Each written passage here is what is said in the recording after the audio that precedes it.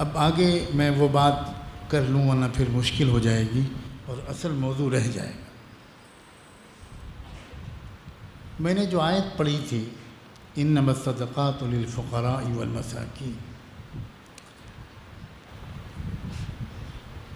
اس آیت میں اللہ نے زکوٰۃ کے مصارف بیان فرمائے کہ یہ زکوٰۃ کن کن مصرفوں میں خرچ کی جائے۔ اس آیت کا ایک پس منظر ہے، اس سے پچھلی جو آیت ہے متصلاً وَمِنْهُمْ مَنْ يَلْمِزُكَ فِي الصَّدَقَاتِ، اس کا خلاصہ یہ ہے کہ معمول یہ تھا کہ زکوٰۃ حضور پاک صلی اللہ علیہ وسلم خود وصول کرتے تھے، خود جمع ہوتی تھی آپ کے پاس، آپ کے نمائندے جاتے تھے اور وہ وصول کر کے لا کر آپ کے پاس جمع کراتے تھے، اور آپ تقسیم کرنے آپ کی ہدایات کے مطابق وہ مال زکوٰۃ مستحقین اور مصارف زکوٰۃ میں پہنچایا جاتا تھا۔ چنانچہ اللہ کے رسول پر جب اس طرح کے الزامات لگاتے تھے لوگ اور آپس میں کانا پھوسی کرتے تھے تو اللہ تعالیٰ نے اس کے فوراً بعد فرمایا انما الصدقات للفقراء والمساکین، کہ محمد اپنی مرضی سے کسی کو کچھ نہیں دیتے، ہم نے جو مصارف زکوٰۃ مقرر کیے ہیں وہ یہ ہیں، سن لو، یہ جو مانگے گا جو خواہش مند ہوگا اس کو نہیں ملے گا۔ ایک مرتبہ کسی نے حضور سے کچھ مانگا تو آپ نے فرمایا کہ دیکھو زکوٰۃ وہ چیز ہے کہ جو کس کو دی جائے، یہ اللہ نے کسی نبی کے اختیار میں بھی اس کا فیصلہ نہیں چھوڑا، میں بھی اس میں صاحب اختیار نہیں ہوں۔ اللہ نے یہ 8 مصارف بیان فرمائے، اگر تم ان میں سے کسی میں ہو تو میں تم کو زکوٰۃ ضرور دوں گا، اگر تم ان میں سے نہیں ہو تو میں تم کو زکوٰۃ تمہارے کہنے کے باوجود نہیں دے سکتا۔ اب میں ذرا ان مصارف زکوٰۃ کی تشریح کرنا چاہتا ہوں۔ سب سے پہلے اللہ نے فرمایا انما الصدقات للفقراء والمساکین،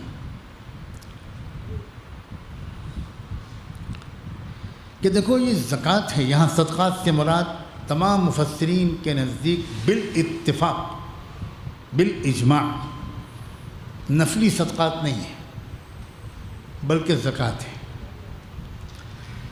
فرمایا زکوٰۃ کے سب سے پہلے مستحق یہ 2 طبقے کے لوگ ہیں، فقراء اور مساکین، یعنی دونوں غریب لوگ۔ اب یہ فرق کیا ہے فقراء اور مساکین میں؟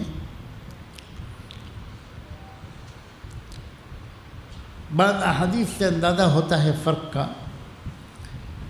کہ مسکین تو وہ غریب شخص ہے جو بیچارہ اپنی ضرورت کا اظہار کر بیٹھتا ہے، اتنا پریشان ہوتا ہے اور بات اس کے برداشت سے باہر ہو جاتی ہے کہ وہ لوگوں سے، اہل خیر سے کہنے لگتا ہے کہ بھئی میں بہت پریشان ہوں، میری مدد کر دیجیے۔ یہ سڑکوں پر پھرنے والے جو سائل ہیں وہ نہیں مراد ہے مسکین سے۔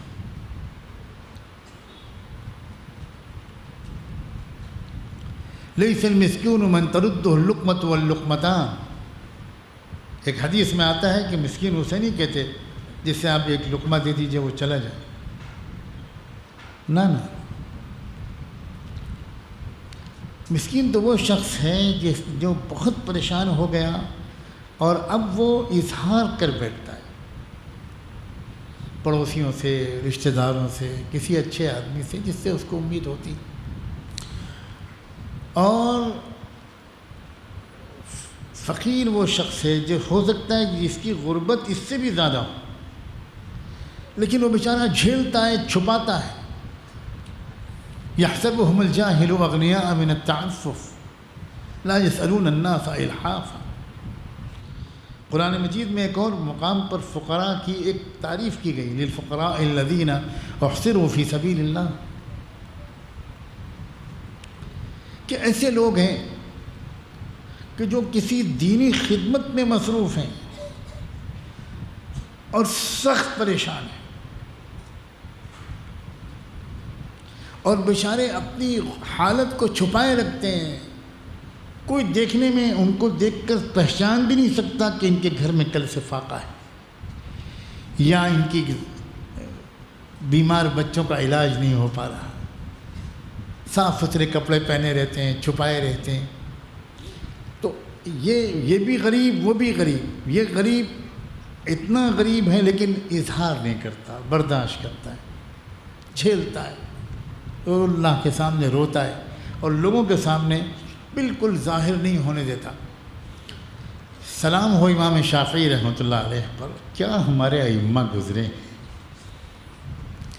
اے تمام طلباء، ان سب ائمہ سے شدید محبت اپنے اندر پیدا کرو. اگر یہ مزاج بنا کہ امام ابو حنیفہ تو ہمارے ہیں، امام شافعی بھی ہاں امت کے امام ہیں، تو بہت شرمندہ ہونا پڑے گا قیامت کے دن، بہت شرمندہ ہونا پڑے گا. امام شافعی رحمۃ اللہ علیہ نے عجیب نقطہ نکالا ہے، اللہ جس کے دل میں ڈال دے. انہوں نے فرمایا کہ اللہ کو اپنے غریب مفلوق الحال اور مفلس بندوں اور بندیوں کے ساتھ اس قدر شفقت ہے کہ ان کا ڈبل حصہ رکھا ہے، یعنی 2/8 حصہ، یعنی 8 میں سے چوتھائی ان کو جانا چاہیے، غریبوں کو. زکوٰۃ امت کے ایک ایک غریب بندے اور بندی، ایک ایک غریب امتی تک پہنچنا چاہیے. پچھلے سال سن 2016 میں ایک سرکاری رپورٹ آئی، خون کے آنسو رلایا اس رپورٹ نے. آج بھی میں تلاش کر رہا تھا اس رپورٹ کو کہ ہمارے ملک میں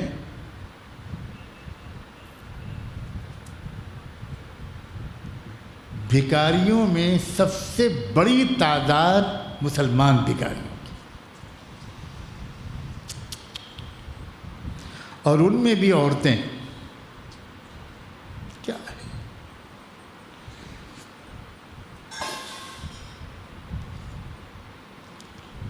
ابھی بات کو مکمل کروں گا میں کہ کیسے زکوٰۃ کو ادا کیا جائے. جس طرح اس وقت زکوٰۃ نکالی جا رہی ہے وہ مکمل طور پر قرآنی اور نبوی طریقہ نہیں ہے. اسی لیے اس زکوٰۃ سے امت کی غربت میں کوئی کمی نہیں آ رہی، جوں کا توں، بلکہ حالات بد سے بدتر.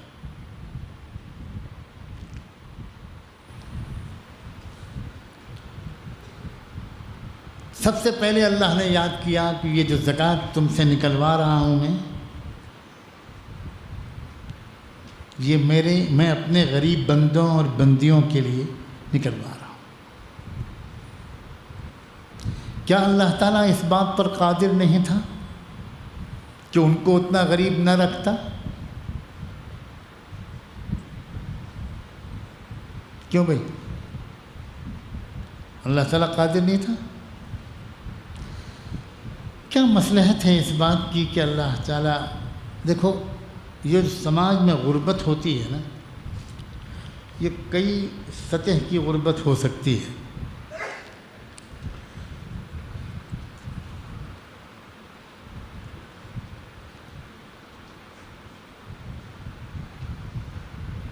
ایک تو جو فطری طور پر سماج میں سب ایک سطح کے لوگ نہیں ہو سکتے، ایک تو فطری سطح ہے، معقول ہے. کیونکہ اگر سب بالکل ایکول آمدنی اور برابر کی آمدنی اور مالی حیثیت کے لوگ ہو جائیں تو زندگی چل پائے گی؟ نہ کوئی آپ کی گاڑی چلانے والا ملے گا، نہ ریلوے کو ریل کا ڈرائیور ملے گا، نہ بس ٹرانسپورٹ والوں کو بسوں اور ٹرکوں کے ڈرائیور ملیں گے، نہ کوئی الیکٹرک کا کام کرنے والا ملے گا، نہ کوئی پینٹر ملے گا، نہ کوئی بلڈر، کچھ ملے گا ہی نہیں. آپ کسی کو بلائیں گے کہ بھئی ہماری ذرا کنسٹرکشن ہونا ہے تو ذرا، تو وہ کہے گا کہ آپ خود آ جاؤ، میری کوٹھی بنا دو۔ آپ کسی کو بلائیں گے کہ بھئی میری بلڈنگ میں پینٹنگ ہونی ہے تو ذرا پینٹر ہو تم آ جاؤ، تو وہ کہے گا کہ دوا کھائیے، دوا آپ بہک گئے ہیں، میرے پاس خود بلڈنگ ہے، آپ آ جاؤ پینٹنگ کرو، سب برابر ہیں۔ دفتر میں چیئرمین صاحب اکیلے بیٹھے ہیں، کوئی کام کرنے والا نہیں مل رہا ان کو، یہ تو زندگی نہیں چل سکتی۔ اس میں 19-20 18-19-20 کا فرق تو ہونا ہی ہے۔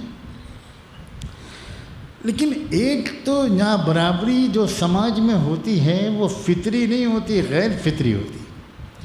وہ سماج کو لوٹ رہے ہوتے ہیں کچھ لٹیرے، پورے سماج کی 99% آبادی کا پیسہ کھینچ کر چند خاندانوں کو دیا جا رہا ہوتا ہے۔ ایسا معاشی نظام بنا ہوتا ہے، اس نظام کی وجہ سے کروڑوں لوگ غریب ہو جاتے ہیں، جنہیں اتنا غریب بالکل نہیں ہونا چاہیے تھا۔ یہ صحیح منصوبہ بندی کا نہ ہونا، سماج کو لے کر چلنے والے جو لوگ ہیں، پلاننگ کرنے والے لوگ، ان کے اندر بے رحمی، ظلم کا مزاج، ایکسپلائٹیشن، خود غرضی، بے رحمی، جب ایسے لوگ کسی زمانے میں انسانی معاشرے پر قابض ہو جاتے ہیں تو وہی ہوتا ہے جو آج ہو رہا ہے۔ اس کی وجہ سے غربت کی سطح بھی بہت بڑھ جاتی ہے اور غریبوں کی تعداد بھی بہت بڑھ جاتی ہے، بہت بڑھ جاتی ہے۔ پھر وہ ہوتا ہے جو آج ہو رہا ہے، تفصیل میں جانے کی ضرورت ہی نہیں۔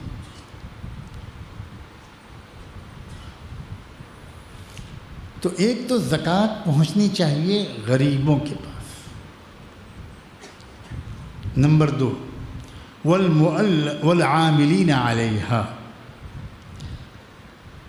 یہاں پر مجھے پہلے ہی وہ بات بیان کر دینی پڑے گی جو میں سوچتا تھا کہ شاید میں بعد میں بیان کروں۔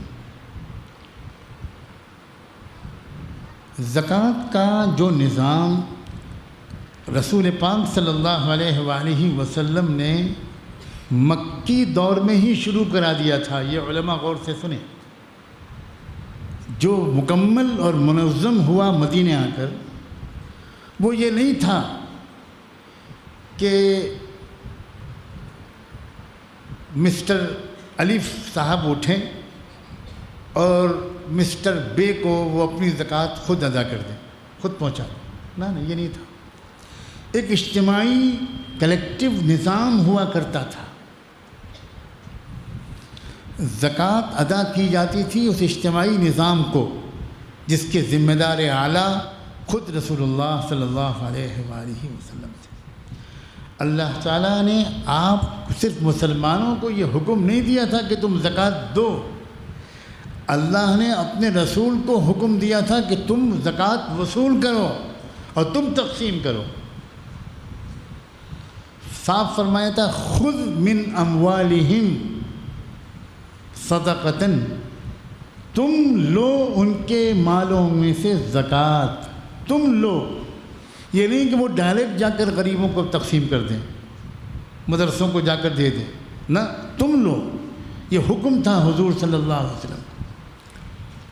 اب حضور خود کیسے کرتے؟ تو ایک نظام قرآن نے بتایا، یہ والعاملین علیہا، کہ آپ اپنے کچھ صحابہ کو اس خدمت پر، اس ڈیوٹی پر مأمور کرتے تھے کہ تم فلاں علاقے میں جاؤ، اور علاقے میں جا کر گھر گھر کا جا کر، اس جو طریقہ ہوتا تھا کہ وہاں سب جگہ جا کر ایک پورا عملہ بناؤ، اس عملے کو گھر گھر بھیجو، اور ہر جگہ جا کر وہ لوگ لوگوں کے اموال کو خود چیک کرتے تھے، خود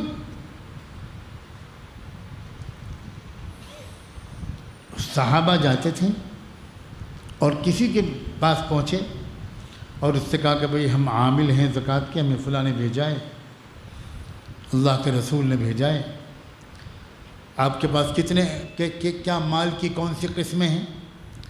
تو لوگ بڑے اکرام و اعزاز سے اس شخص کو بٹھاتے تھے، تشریف رکھیے، آپ نے احسان کیا، آپ آئیے میں آپ کو خود دکھاؤں، میرے پاس اتنے اونٹ ہیں۔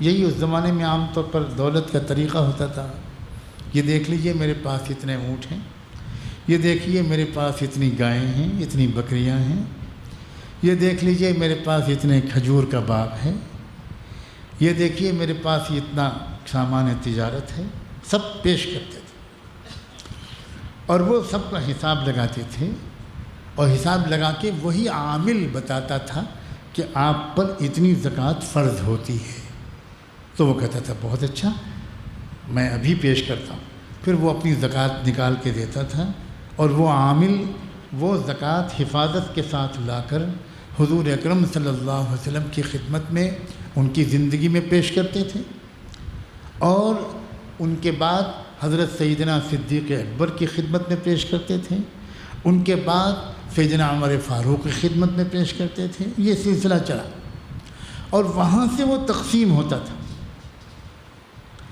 ایک اجتماعی نظام تھا، انفرادی نظام نہیں تھا کہ آپ خود اپنی زکوٰۃ ادا کر دیں۔ علماء توجہ سے سنیں، اس پر تو علماء کو بڑی بحث کرنی پڑی ہے کہ کیا انسان اپنی زکوٰۃ خود ادا کر دے گا تو اس کی زکوٰۃ ادا ہوگی بھی کہ نہیں ہوگی۔ میں زیادہ علمی باتوں سے آپ کو بوجھل نہیں کرنا چاہتا، علماء کے ذہن میں کچھ سوالات پیدا کرنا چاہتا ہوں۔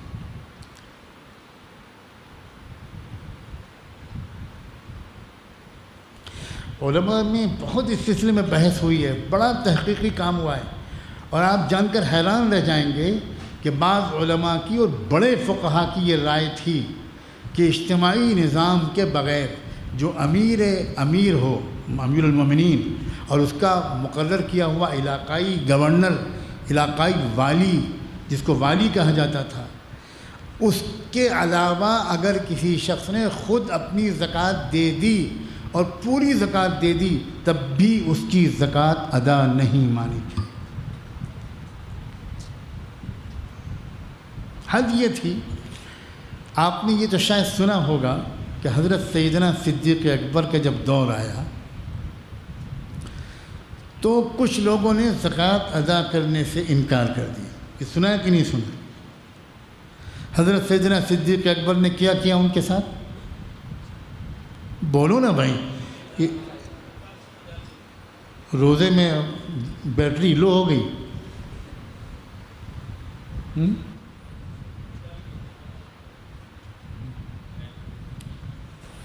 کنواری لڑکیاں بھی اس سے زور سے بولتی ہیں، یار شرم کرو۔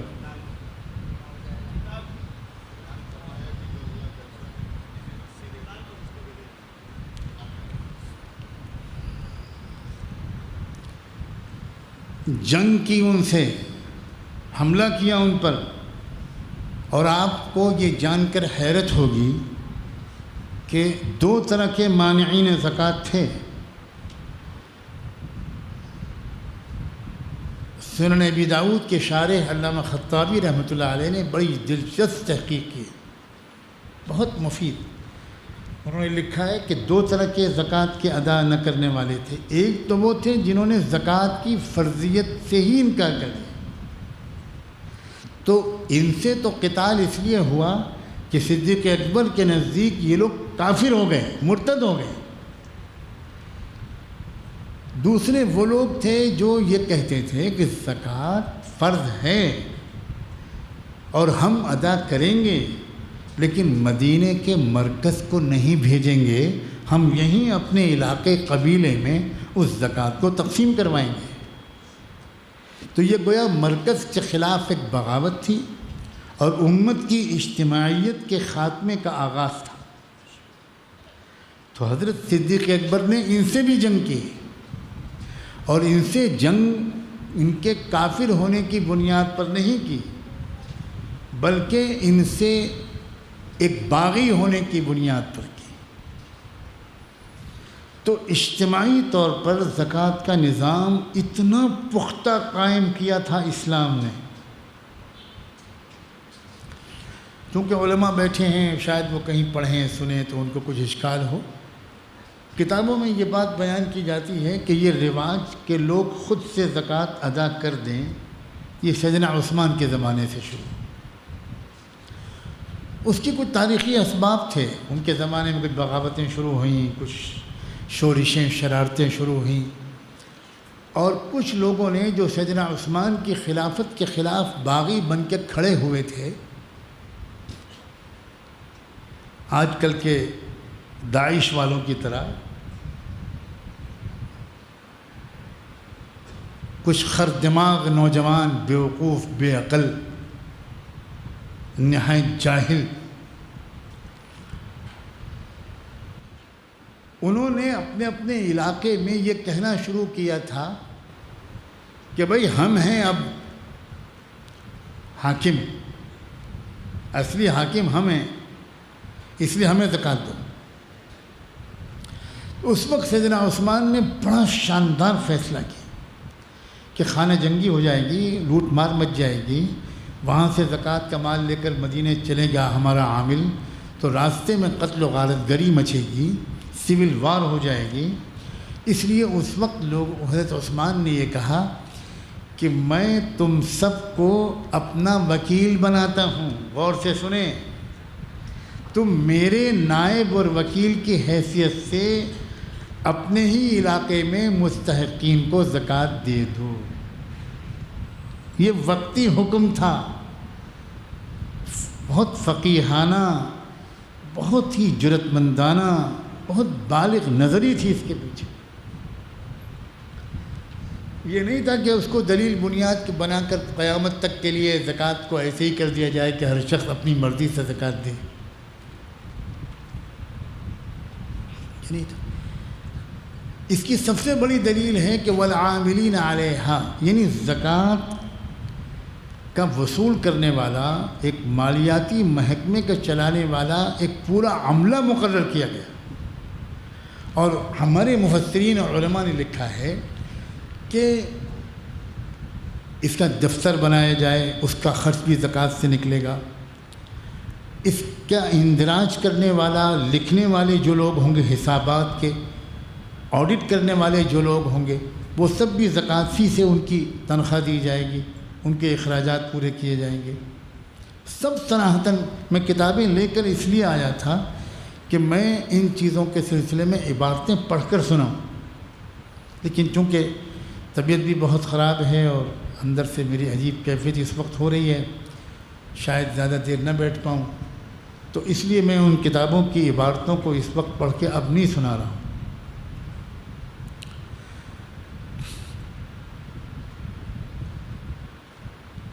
اس کے بعد امت میں وقتاً فوقتاً یہ اجتماعی نظام دوبارہ زندہ ہوا۔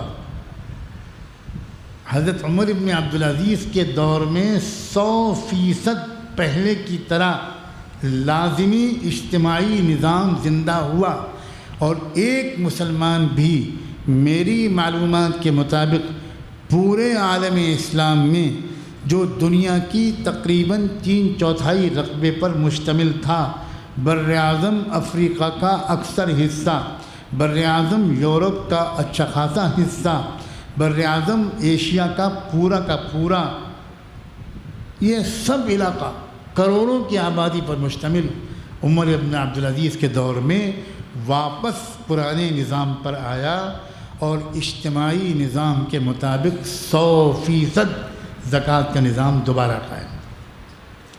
اب ذرا سوچئے، یہ بتائیے کہ امت کے غریبوں کی تلاش کر کے اور تحقیق کر کے ان تک زکوٰۃ کا پہنچانا اجتماعی نظام کے بغیر ممکن ہے؟